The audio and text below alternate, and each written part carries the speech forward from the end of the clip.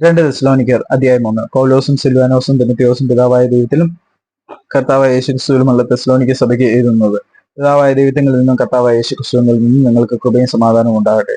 സഹോദരന്മാരെ, നിങ്ങളുടെ വിശ്വാസം ഏറ്റവും വർദ്ധിച്ചും ആളാമ്പ്രതി നിങ്ങൾക്ക് എല്ലാവർക്കും അന്യോന്യ സ്നേഹം പെരുകുകയും വരികയാൽ ഞങ്ങൾ യോഗ്യമാകുമെന്ന് ദൈവത്തിന് എപ്പോഴും നിങ്ങളെക്കുറിച്ച് സ്തോത്രം ചെയ്യുവാൻ കടപ്പെട്ടിരിക്കുന്നു. അതുകൊണ്ട് നിങ്ങൾ സഹിക്കുന്ന സകല ഉപദ്രവങ്ങളിലും കഷ്ടങ്ങളിലുമുള്ള നിങ്ങളുടെ സഹിഷ്ണുതയും വിശ്വാസവും നിമിത്തം ഞങ്ങൾ ദൈവത്തിന്റെ സഭകളിൽ നിങ്ങളെ ചൊല്ലി പ്രശംസിക്കുന്നു. അത് നിങ്ങൾ കഷ്ടപ്പെടുവാൻ ഹേതുവായിരിക്കുന്ന ദൈവരാജ്യത്തിന് നിങ്ങളെ യോഗ്യന്മാരായി എന്നും എന്നിങ്ങനെ ദൈവത്തിന്റെ നീതിയുള്ള വിധിക്ക് അടയാളമാകുന്നു. കർത്താവായ യേശു തന്റെ ശക്തിയുള്ള ദൂതന്മാരുമായി സ്വർഗത്തെയും അഗ്നിജ്വാലയിൽ പ്രത്യക്ഷനായ ദൈവത്തെ അറിയാത്തവർക്കും നമ്മുടെ കർത്താവായ യേശുവിന്റെ സുവിശേഷം അനുസരിക്കാത്തവർക്കും പ്രതികാരം കൊടുക്കുമ്പോൾ നിങ്ങളെ പീഡിപ്പിക്കുന്നവർക്ക് പീഡ അനുഭവിക്കുന്ന നിങ്ങൾക്ക് ഞങ്ങളോടുകൂടി ആശ്വാസവും പകരം നൽകുന്നത് ദൈവത്തിന്റെ നീതിയല്ലോ. ആ നാളിൽ അവൻ തന്റെ വിശുദ്ധന്മാരിൽ മഹത്വപ്പെടേണ്ടതിനും ഞങ്ങളുടെ സാക്ഷ്യം നിങ്ങൾ വിശ്വസിച്ചപോലെ വിശ്വസിച്ച എല്ലാവരും താൻ അതിശയ വിഷയമാകേണ്ടതിനും വരുമ്പോൾ സുവിശേഷം അനുസരിക്കാത്തവർ കർത്താവിന്റെ സന്നിധാനവും അവന്റെ ബലവത്വത്തോടുകൂടിയ മഹത്വവും വിട്ടതെന്ന് നിത്യനാശം എന്ന ശിക്ഷാവിധി അനുഭവിക്കും.